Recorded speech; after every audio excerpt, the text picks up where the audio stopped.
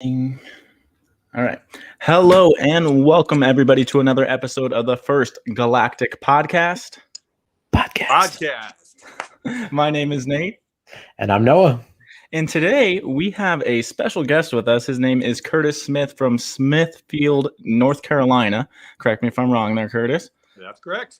All right. And he is Star Wars Poetry on Instagram. He's got a super awesome page. We've recently been in contact with him. Noah saw one of his Instagram stories, and that really got us started to go. We love our Noah's dog, Coda. And you were talking about pets. And Noah, did you have any introduction? Yeah. So, Curtis, I mean, there's a lot to go into here. First of all, every single Instagram post I see of you, it instantly brings a smile to my face. So I just wanted to start with that. All right. Mission accomplished. Yes, absolutely. I want to let you guys know, I don't know if this is self-proclaimed or not, but Curtis is the galaxy's preeminent Star Wars poet and sole creator and operator of the Star Wars Poetry on Instagram, that account. So you can follow him there. See what we're talking about, and oh my gosh, you guys can't even see me right now. There we go. Self-proclaimed, but nonetheless true. Yes. To be honest, you are the first and only Star Wars poet I've seen. Yeah. There's not a lot of competition. Yeah. It's a good space to be. That's right. All right. So if we want to get started, I mean, Curtis, you've been from the beginning, it seems like 1977 is when you saw New Hope in theaters. Like, I can't imagine how that must have been. That's actually a question that's not even on our list of questions I wanted to ask you. Is how was that?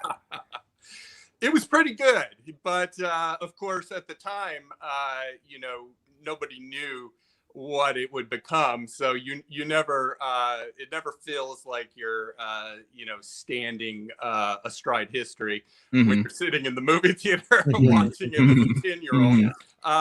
But I did see it several times and was definitely sold right out of the gate. So, yeah, I just always imagine like the total mania that was it just insane? Everyone talking Star Wars every single weekend, opening weekend, all the kids are like, oh my gosh, this is insane.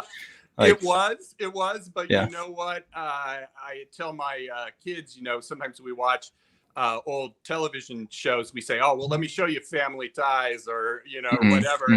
They're like, oh, this was the big deal then, huh? I said, yeah, but okay, there wasn't a lot on television back then. It's like 3 different shows on. And so, when Star Wars came out, there wasn't anything like it. And maybe Flash Gordon, but that was very campy in comparison and, great in its own way. But it was a niche with nothing else sitting in it. So it was, blew people's mind. But they weren't comparing it to 50 other science fiction, special effects masterpieces. Right. And I would say it actually created the niche, to be honest. Yeah. When I watch it now, I have a special place in my heart for it, obviously, but I do sometimes cringe a little at the acting and stuff, because the bar is set so much higher from, all these things that I've seen since. Sure.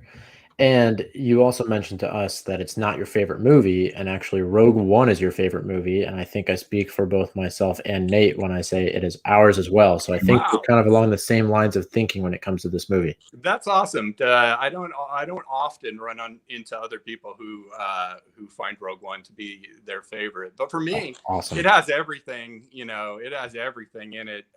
And the cherry on top is just that scene at the end with Vader in the hallway. I'm like, my entire lifetime from 10 years old to see Vader sort of unleashed in his prime, and terrifying and amazing. And so glad that we got that scene. Yeah. To me, I just like Krennic is such a good character to me and such a good villain. I sit there and I'm like, every other one they have 3 whole episodes and 3 movies to like introduce, show the bad parts, let them win a little bit, let them do this, and then finish them in the end. And you get it all in one, but you from the get-go are kind of like, wow, this guy is he's just he is the bad guy in this. Great. The biggest bait and switch in Star Wars history was putting him in that big white cape, walking across the water in the trailer, and then leaving it out of the movie. It was such an amazing visual. So, he's a great villain and such a dick. I just love the character. He's like, oh, Lara, back from the dead. It's America. Yeah. And then shoot her. Yeah. So, Curtis, I kind of want to go through just this list we've got about you that you submitted to us before this episode. And maybe we can talk about that a little bit, or I can just run through the list and then we can run through some questions and show people why you're really here. Right. Sure. Yeah. Okay. So we've got the preeminent Star Wars poet, of course. Right. I love this part. Cosplay. Oh, yeah. Octo. Oh my gosh. When you sent me that, I was like, I don't know what I was expecting. It wasn't that. It was not that whatsoever. And obviously we need your permission, but if we could somehow post that with you next to it and introduce you in that way, of course, with the poetry as well. But gosh, I thought that was so cool.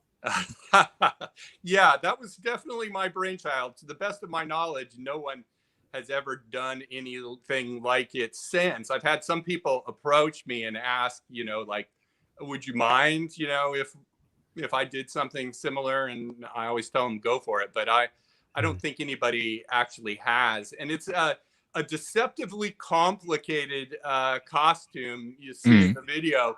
It almost looks like you could have thrown it together in a weekend in some ways, but I spent months carefully thinking through how to make that thing be workable. And I'd had a fair bit of experience with cosplay because I'm a member of the 501st Legion, and so I cosplay ESB Darth Vader for charity events and things on a fairly frequent basis. And so I knew what it took to put together a costume and what the concerns were about being able to see out of it, and how hot would it be, and how heavy would it be. And so I had experience kind of managing all of those issues. But this was the first time I'd ever built anything 100% original from scratch, just sat down and kind of sketched out what I wanted it to sort of look like. And it's funny and a little absurd and sort of magnificent. It sort of looks like a giant rock with legs sticking out the bottom, covered in porgs from the top right down, animatronics, plush, baby porgs in the nest on the head, a puppet I made from an animatronic pork skin that I turned into a hand puppet that I can move around and put on people's heads and shoulders and stuff to take pictures. And I found out after the fact, one of the many highlights of debuting this costume at Star Wars Celebration Chicago in 2019 was that I found out afterwards that I had taken a picture with the porg on the shoulder of Brian Herring, who was the primary puppeteer for BB-8 and also helped to puppeteer the porgs in The Last Jedi. And he posted a picture of us together on his Twitter and then sent it to me. And I was like, I didn't even know I had done that. So it was a nice little after the fact surprise. But the reception for that costume, it was so crazy. When I stepped out onto the convention floor in that thing, I carefully plotted how to get a parking space in the parking deck on the right level so I could just come from the parking deck straight into the convention floor. And so I went out to the parking deck. It's like snow outside. And I put this costume on at the car all by myself, and then I get it all in, close the lock car. I walk you through the parking garage in this giant rock into the convention floor. And from the moment I stepped on, there was never a minute where I didn't have 5 or 10 people trying to line up to take pictures. And Lucasfilm film crew came by and took video of it. And then a representative from Lucasfilm came up and asked if I would go with them to this private photograph studio that they had set up, and they took a bunch of pictures of the costume. And so anyway, it was really, obviously I put a bunch of energy into it and hoped that it would be well received, but it really exceeded my expectations. There were authors in the authors panel at Star Wars Celebration who were calling it out as their favorite thing at the convention from the stage. And, you know, Star Wars Twitter put it up on their official account as a little 8-second clip, and it got 43,000 views. It actually outperformed the stuff they put up for The Mandalorian that day. So it was my few seconds of fame there. Of course, they did not name me or my account. Oh, come on. I spent a bunch of days afterwards trying to indirectly claim credit for it in the comment section below the post. And did manage to get a bit of recognition, but anyway, yeah, it was a big deal and a lot of fun and way more than I had expected that it would be. And I have actually not worn that costume since in public since that one time because you know it's just hard to find the right moment to wear it. And then all the conventions kind of got torpedoed by COVID. And so I'm still waiting for it to make its second appearance in public. So, yeah. So when you said you're in was it 501st Legion? Yeah. So when you make those, do you have like a whole group helping you out, or you solely are doing it by yourself? It depends where you live and you know, how active your group is. You know, there are definitely groups that are very active together and do big armor building parties where they get everybody who's interested in with their kits, and people who have experience with it just help them, you know, put it all together. And they know the things that if you don't cut them right, you know, it makes it misery, you know, and if you stormtroopers especially, you know, all that hard plastic. And so, but I built mine almost alone. I had a good friend who was a very accomplished seamstress, and she helped take it from okay to great. But a lot of it was just, you know, making everything work. And a lot of it is really thinking about what's going to go wrong when I put this on for the first time in public, and how can I fix that now before I go out for the first time in public with it. And that served me very well when I was building that Octo cosplay, because I sort of do that naturally as a doctor. I spend a lot of my time thinking about, you know, what isn't going to go right and how do I minimize that. And so, you know, it is helpful as well. I'm a kind of a perfectionist, and so that hurts and helps, you know, with things like that. And so you actually just brought up basically what was going to be my first interview question. You said you're a doctor.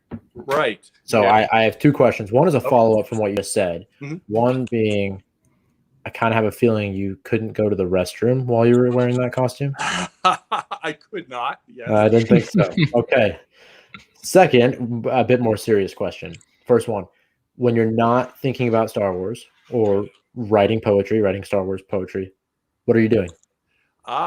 Well, so I have a lot of creative outlets. So I kind of go through cycles.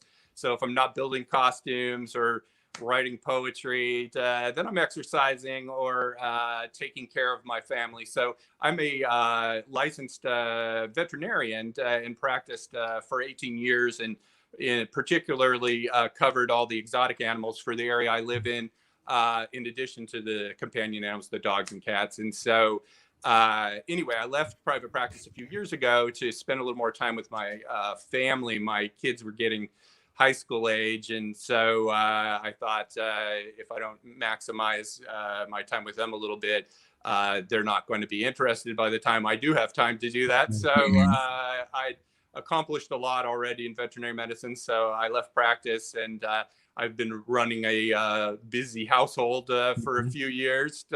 So they have plenty of commitments that keep me busy enough when I'm not thinking about Star Wars poetry.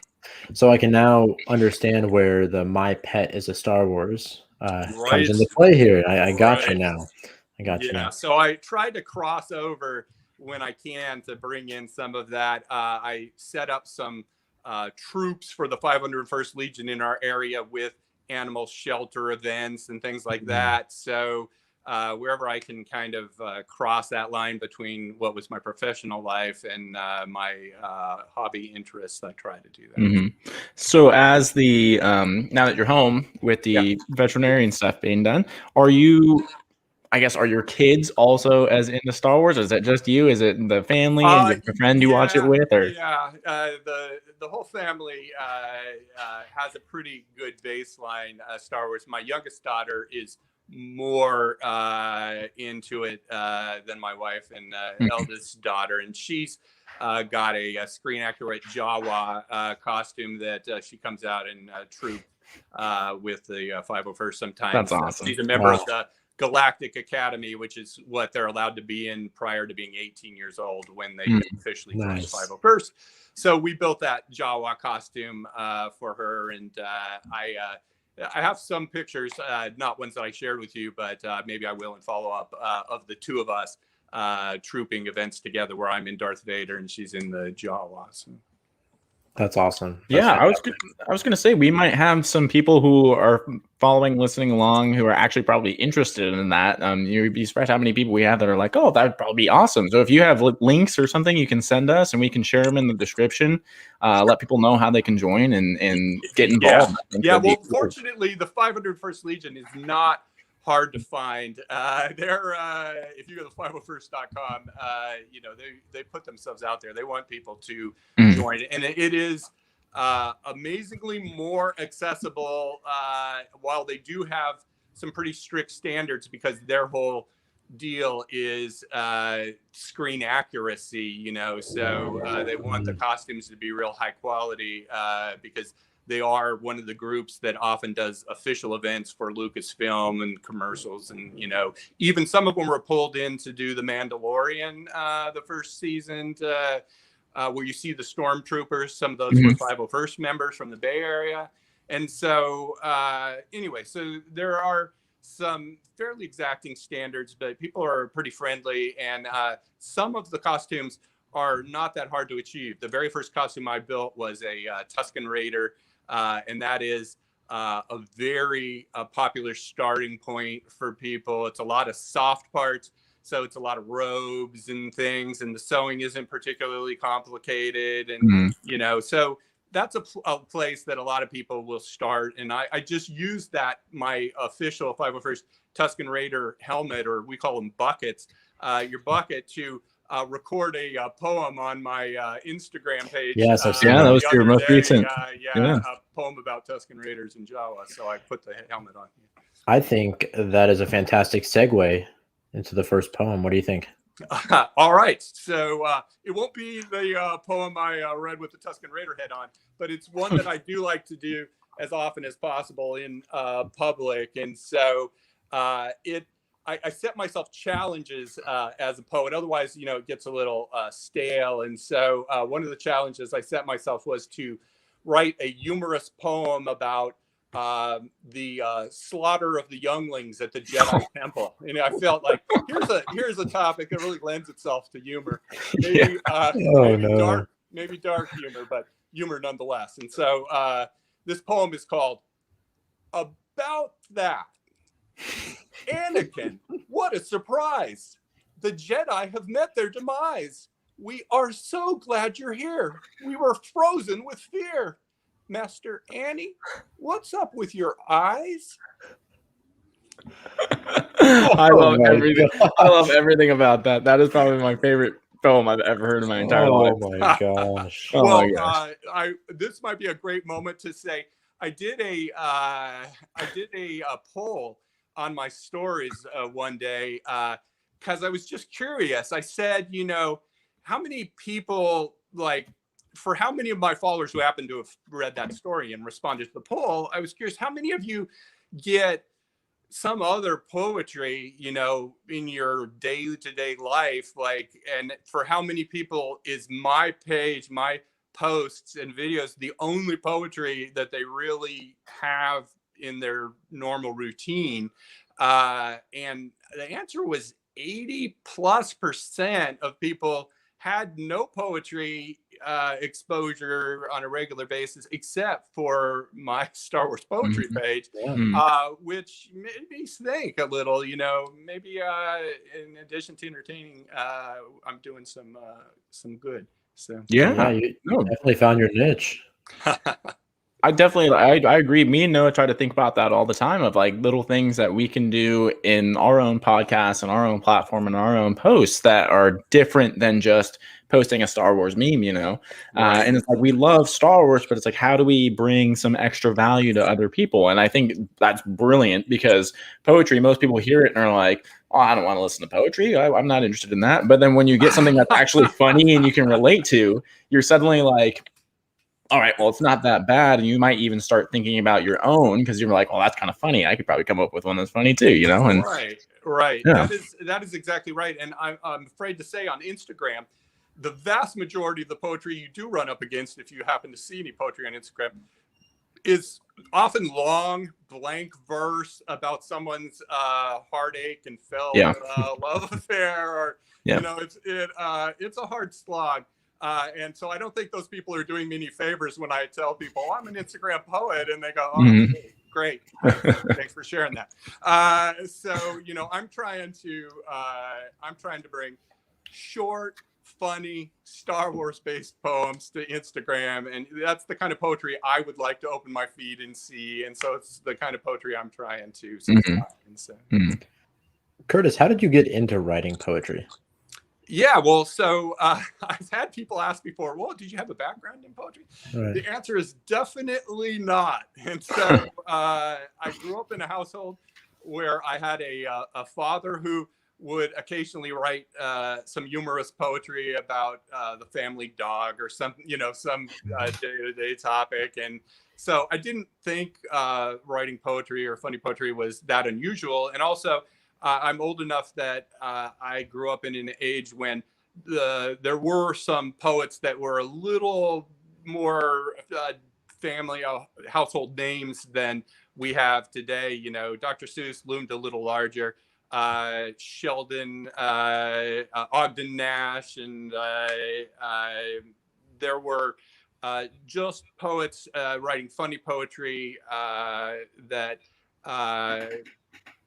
people knew the names of. And so now I don't think that's very much the case. And so I happened to pick up a poetry book at a used bookstore one day, and I bought it and brought it home and started looking through it. And right away I started enjoying some of the short, humorous poetry of Ogden Nash. And so I got a book of sort of his best of, and started reading it and thought, hey, I really think this is funny, and I could do something like this just for like day-to-day stuff that people experience. And but I found pretty quickly on Instagram that what people respond to is, when your page has a niche, they want to know that when they see your post, that they're going to be about some particular topic, whether it's knitting sweaters for poodles or whatever. That's knitting sweaters for poodles page, and that's the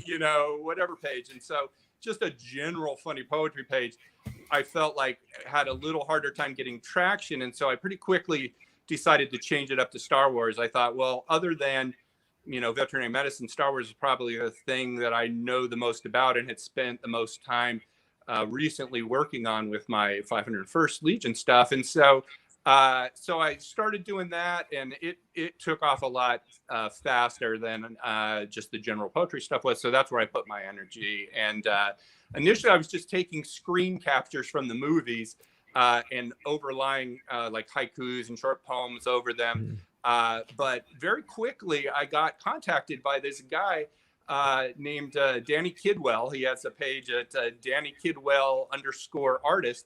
And he said, you really ought to think about combining your poems with professional Star Wars artwork by these Topps artists that are making all these sketch cards to be stuck into packs of Topps collector cards, like a prize, like winning the golden ticket when you get one of these original pieces of artwork. And I honestly didn't even know that there was such a thing as Star Wars collecting cards, let alone sketch cards inside the packs. And so So I probed a little more into that, and it turned out that he was an artist that had done some work for Topps, and he put the word out on one of their artist forums, and I got a lot of response of people who were interested in offering up artwork. And so I started combining these professional pieces of original Star Wars artwork with my poems into a post that was sort of a collaboration of the two. And for a long time, I did that. And then more recently, I've started branching. Well, I started a project where I decided I was going to retell the entire Phantom Menace in haiku. And so I'm about 53 poems in. Wow. And so, and then I finally decided, well, I started recording myself doing the poems. You can see there's a little bit of like that last poem I did as an example so people could see what was up is a little bit different between just reading the poem, like if you see it on a post and you read it, versus maybe the way I would perform it. And so what I'm doing is what I hear in my head when I write the poem. And so it's hard for people to maybe get all of that out of the written words. And so I would record myself doing it and put it up in the post form with the artwork. And so I did that for a while. And then finally, I just decided, all right, I'm just going to get in front of the camera and perform this poetry. And, you know, that's a big step to be somebody who people see and recognize. And, you know, but I feel like it's been a really good response. And my feeling is on social media, you know, people really respond to, they want to, when you open yourself up and they get to know you a little bit, that really builds brand loyalty and interest in what you're doing and stuff. And so anyway, so I started doing that, and that's doing really well. And then I got the idea for this, my pet is a Star Wars thing. And so that's sort of been the progression of how my time on Instagram has gone. And it's been about 2.5 years since I started the page, and things are going great. So yeah, I will say I'm still waiting for my pet as a Star Wars, but I know you've got a list. I know you've got a list. Yeah. So originally, when I started doing that, my pet is a Star Wars. I would just put it up on my story and say, okay, I'm taking pet pictures, and there would be a lag of like 30 minutes to an hour, and then suddenly they would start pouring in, and I would have to really quickly cut the list and say, okay, that's all I can do. It is surprisingly draining creatively to come up with difficult. 10, you know, my pet is a Star Wars in a row. And so so finally I decided after 2 rounds of that, and I kept getting people sending pictures after the fact, and I had to keep saying, oh, I'm sorry, I've cut it off for this round, but I'll do it again. And then, you know, keep your eyes peeled. And so finally I just said, okay, I'm going to make it a regular feature. I usually post once a day of something. And so I'll make it a regular feature, and I'll do it a couple times a week. And then I'll just have a running list so people can just follow and send in pictures of pets anytime. And I'll just put them on the list and then work my way through the list and do a few every week. And then eventually I'll get to everybody's pet, or the list will just keep going, and I won't have to cut it off. That way I won't have to tell people, oh, I can't do it. So that's what I'm doing now. And that means that anybody, we'll do more of this, my pet is a Star Wars later, I guess. But if anybody digs that feature and thinks it's funny in what we're doing and wants to participate, the only requirement I have is I only do it for followers, because it's sort of a reward to people who are supporting me. And it's a little, it would be a little much to do it just for any old person who sent me a picture. But for followers, and you're welcome to follow and then send a picture. But for followers who want to message me a picture of the pet, then I'm going to try and do at least one for everybody who's interested. And then I'll circle back and pick up second pets from households that have done it once before. Great. Love that. I have another question for you, but I think it's time for another poem. All right. Sounds good. Let me cue myself up here, so in case I forget while I'm reciting. No worries. All right. So this one is a good, ties into what I was saying before. this do-gooder, Danny Kidwell, who started me on the path of working with these artists, he sent me a piece of artwork that incorporated sort of the roundness of BB-8 into the helmet of Poe Dameron and his face. And so it was sort of a combination piece of the two of them. And sometimes I get a piece of artwork and then I write a poem. Sometimes the artwork inspires the poetry. And sometimes I write the poem and then I go hunting for a piece of artwork to combine with it. And so in this case, the artwork came first, and it's actually when I post this up, I will that artwork will be included in the post, so people will be able to see that. I will say now, I do repost things periodically, and so I feel like when it's not a meme that somebody has posted 1,500 times and you don't even know who originally created it, but it's a piece of original work. I think people do themselves a disservice when they post something one time and then they think, I posted it once, so I guess I gotta do something new. I mean, what piece of great poetry did anybody ever hear one time and then never hear it again? It never would have become a great piece of poetry because so the biggest compliment I can get is when someone reads a post that I've had up before, a poem that they've seen but maybe not heard or whatever, and they say, oh, I remember that one. Oh, I love that poem. I remember the last time it was up. When somebody actually recognizes a poem that I've done before, I like that even better. And so that's a big compliment. And so this one is called Round and Round. And so this is the poem told from BB-8's perspective. A ball droid's designed for floors smooth and round, smooth and even. But Poe seems to behave like some sort of heathen, visiting every planet with rock, swamp, or sand. His choice is so random, I don't understand. I only want movement, just like Boba Fett's. I wonder how R2 ended up with those jets. Without me around, Poe's life would be void, and the galaxy's best pilot needs its #1 droid.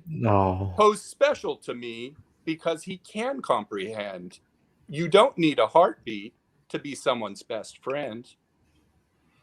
So that one had like the Dr. Seuss end there, where you're like the real anapestic tetrameter. Yeah, that's how it. That's a mouthful, right? I tell people, you really impress your friends. You can be all I was just listening to some anapestic tetrameter, and so I think I was just listening to "Oh, the Places You'll Go." The meter that Dr. Seuss used most often, and stuff. Yeah. It sounded like I was just listening to "Oh, the Places You'll Go," featuring Poe Dameron and BB-8. Right. Yeah, I love that little R2 part with little rockets, jets. That was funny. That was awesome. I love this. I could keep going. If you have more, honestly, let's keep going. This is what I came for. So all right, all right. So this one is from the new sequel movies, and so it's particularly from the Rise of Skywalker. And I haven't written that many poems yet about the Rise of Skywalker because I feel like it's still sinking in for people. And so what I do with my poetry is I always try to take something we all know and understand and then twist it and look at it from a different perspective, and try and find the humor or the irony or the poignancy in it by looking at it differently. And so a lot of it's so fresh for people that I feel like I can't write too much poetry about the Rise of Skywalker because we don't have that level of acceptance of what happened and how everything works and why it was the way it was, that we have with some of the older movies where everybody knows and it's all, everybody's like, okay, we get it. So now I can twist it and then they're like, oh, I never thought of it that way. That's funny. So we're starting to set a trend here. Yeah. So anyway, so this is a poem, one of the few I've written from the Rise of Skywalker. And this is about that moment in the movie where Rey and Kylo are force fighting over the shuttle in the desert. And so it's got a beautiful piece of artwork of Chewie on the post. And the poem is called Psych. This forced tug of war is just kooky. It's a good way to blow up your Wookiee. You thought I was dead? JJ messed with your head? It was the other shuttle that took me. Oh, those first two lines got me. I love that. That was fantastic. Oh, okay. Speaking of which, since you called it out, what did you think about that scene, by the way? Yeah, well, I thought it was a cheap shot in the way that movies have been doing since the creation of movies, and so I was hook, line, and sinker. I was like, I never for a second thought, oh, Chewie's not dead. Yep. I was ready to say goodbye, to be honest. Not that I wanted Chewie to die, but when it happened, I was like, oh, okay, there it is. Yeah. So anyway.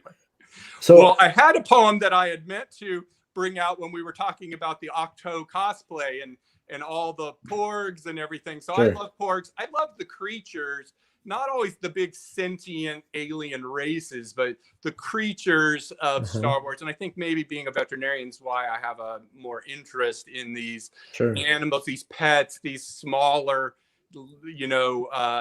creatures that don't always have a language we can understand and stuff. And so anyway, so I wrote this one about porgs. I started thinking about, and I just talked about how I like to twist the perspective on stuff. And so I started thinking about, what if the porgs had more going on, than just being kind of cute and annoying?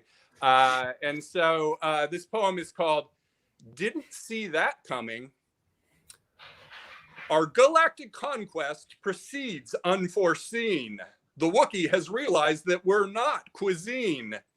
Just keep looking glum. These rebels are dumb. When do we next contact Palpatine? The only thing I could think of when you said cuisine was it's not delivery, it's DiGiorno.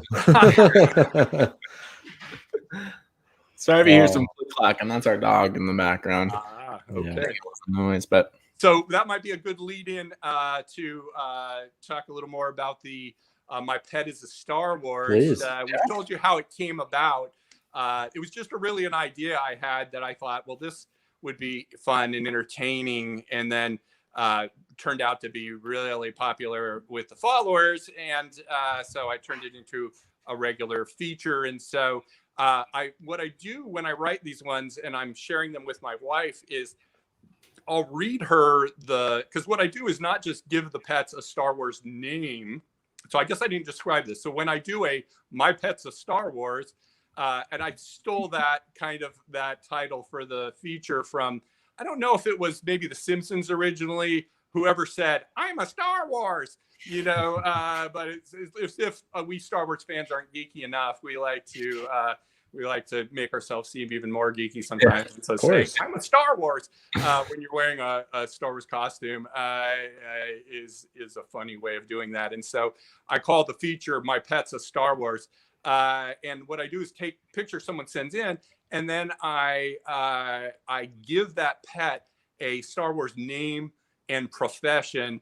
And sometimes I throw in a quote from the character that I've created for that pet, or a few descriptive lines about what they're up to in the Star Wars universe or galaxy. And so anyway, I've set it up so that I can I'll read you the description part, and then I'll show the picture, because when I do that with my wife, I think it plays well. And so it's fun to think to yourself when you hear it, I wonder what this pet looks like, and then the reveal of what the pet looks like. And so I have an iPad here, a big one. So I'll hold it up. So I think you'll be able to see the picture of the pet on your screen. And so let's see.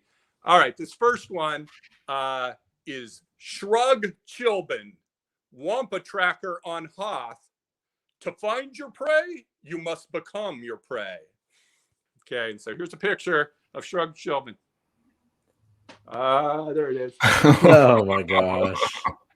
I don't know if he's a Pomeranian that's very pale, or he's like a Samoyed Pomeranian cross, or what exactly he is. But he's cute, that's for sure. Oh, that's Very definitely cute. for sure. That was not what I was imagining at all, but No. definitely perfect. To find your prey, you must become your prey. Love it. All right, so Shrug Children. So the next one is a personal favorite of mine. Twist Naughty, third-term Galactic Senator, suspected in the disappearance of Senate Page from the planet Rodentia. Believable. Twist Naughty. Wow, Snake? there it is. Yep. Nice. Twist. Nice. Got it. All right. Wait, so before we go on, because we showed a snake, you said you did exotic animals with Yes, your right. clinic? What counts as exotic animals? Snakes types anything that's not a dog or a cat, but it's a pet, basically. And so I did not do birds because we're very close to the vet school in North Carolina where we're at, and they have an amazing avian department, and they could do stuff very inexpensively and very skillfully. And so we just send birds there, but everything else was fair game, basically. So Nice. I was the only exotic animal veterinarian in my county, and so if an exotic animal got sick and someone had the wherewithal to try to get it better, then it came to see me, or it drove to the big city. And so I used to say the question you always had to ask yourself with an exotic animal is, do I want a hamster or do I want this hamster? Because a hamster is about $5, but this hamster is going to be about $150 to get started. And so, oh man, goodness. Right. Well, Curtis, that's funny. It has been an absolute treat to have you on today, and I would love if we could have you on again in the future. I would enjoy that as well. Yes, thank you. I was wondering if you had one poem to kind of take us out. I do. I saved it. I saved it to last. This is Alrighty. my favorite poem of all the poems I have ever written, and my most favorite to perform for people. And so it's a smidge longer, and it uses that anapestic tetrameter that we were talking about.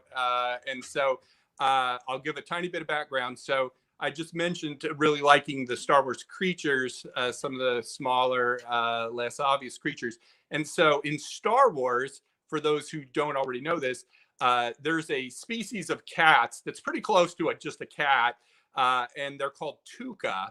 And so, and then the Tuca that live specifically on the planet of Lothal, where the Rebels is set, are called Loth cats. And so some people may think they're called Loth cats, and it doesn't really matter for the sake of this poem. I wrote it specifically so if someone read it as a Loth cat, it wouldn't mess up any of the rhymes. But the official, I think, is Loth cat. And so anyway, I love those guys. The Tuca show up a few times in Clone Wars, and then the Loth cats show up quite a lot in Rebels. Yeah. And then just this last season, on Mandalorian season 2, we see the Loth cat or a Tuca for a few seconds in season 2 in the episode where Ahsoka shows up. There's a dark alley, and you see the Loth cat for just a second. And so that's the first time I think they've ever been in live action. And so that was exciting to see. And so I started thinking about, these stormtroopers, they're stationed on these Star Destroyers, and, it's kind of like being on a naval battleship or a naval aircraft carrier. And, they don't have any pets. And what if some of these stormtroopers started sneaking Loth cats up to the ship from Lothal, to keep as pets? And so that's where this poem came from. So it's called Communique from the Bridge of the Star Destroyer Intolerance in orbit over Lothal. It's come to my attention, I'm sad to admit, some troopers are flouting our rules just a bit. It's the matter of Loth cats I'm talking about. Yes, I know that they're cute. That was never in doubt. The cooks are all scratching from waves of Loth fleas, and the gunners can't shoot straight from their allergies. I get they're a fave of the cat-loving masses, but if Vader finds out, it is all of our asses. By the Emperor's robes, what's this new irritation? Just shoot me now. A womp rat infestation? They are eating our rations and carrying plague. When I wasn't looking, one ran up my leg. We need a solution, something we can do. Query all the computers and poll the whole crew. I'll admit to misjudging our lovely loath cats. It seems even the smallest spells death to womp rats. I'll induct every loath cat into the empire. There are no better ratters for rent or for hire. See, you got to make these into little books. This would be Yes. fantastic. Just like a little tiny little flip book, so you flip through. That would be so good. Dr. Curtis Seuss, if you will. There you go. There you go. Fantastic. Curtis. Sorry. I was going to say, how long do you think it probably took you to make that one? Do you come up with them pretty quick and it just comes out, or is it? Yeah, that one probably was a little longer because I don't write as much of the anapestic tetrameter, so it's a little more, has to be constructed a little more.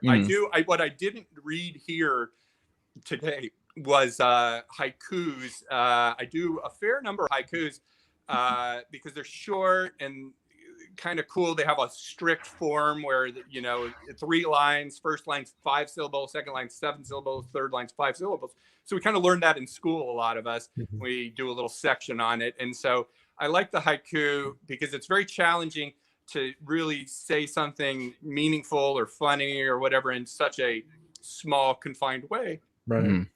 But I also don't need super depth of knowledge on a topic to write a haiku on it. And so so I do have a lot of them on my page. I've read mainly limericks and anapestic tetrameter here, but there are a lot of haikus, and they're great too in their own way. And so those and the limericks, I will write almost exclusively when I'm walking. So I walk my neighborhood on a regular basis. I'll do 2 or 3 miles a day, and I carry a little notebook with me, and I just think up the poems as I'm walking so that I'm not bored, mindless. And I'll jot them down in the notebook if I think of a title or an idea or a rhyme of a couple words that I think I like, and then I'll work them up in a poem, and I'll just be standing there on the side of the road jotting down in my notebook before I'm off again. And I can sometimes write 2 or 3 haikus on a walk, in a day. And then, I haven't done as much. I've slowed down a lot on the new poetry, but right now you would never know if you were new to my page. Like you guys, it'll be 1.5 years before you hit the end of what I've done at the rate that I post. And by then there'll be more new stuff. And then you'll hear some of that stuff a second time, and you'll be like, oh, I loved that one when I heard it the first time.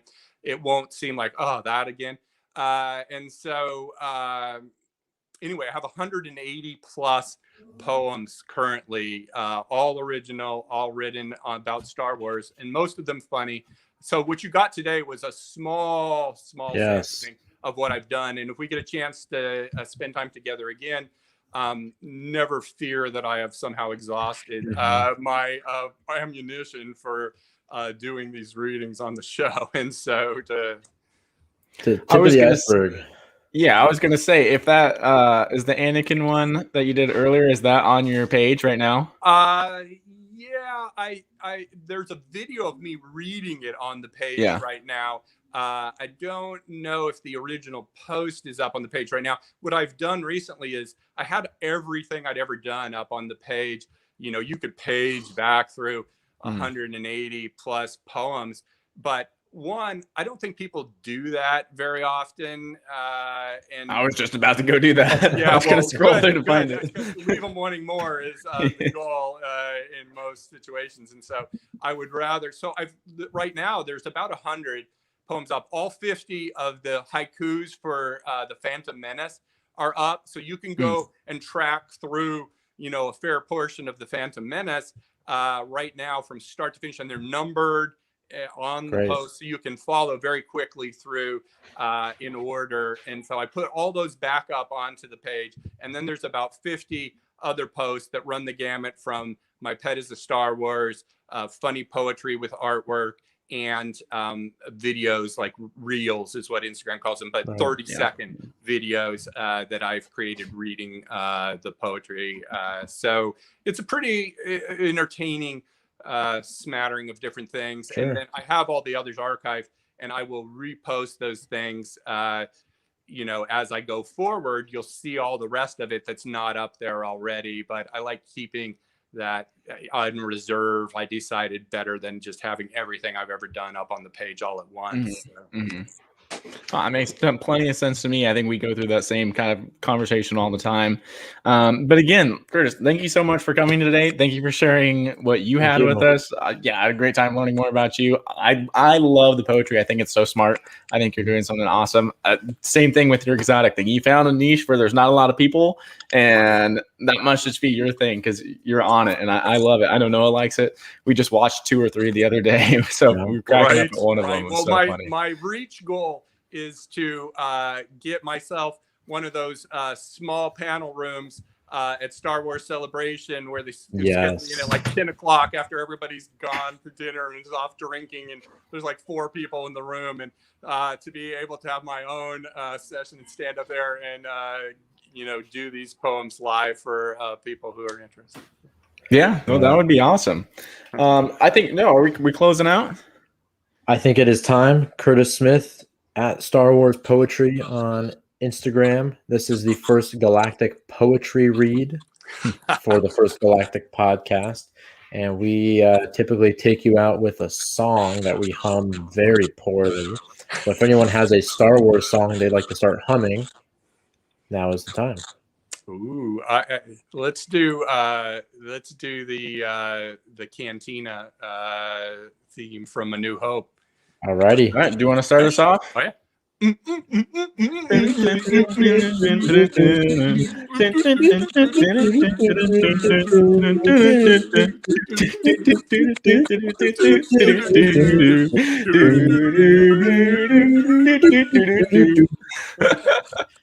I love it, Curtis. Thank you, Curtis. No, we're hopping off. Thank you, guys. Bye-bye.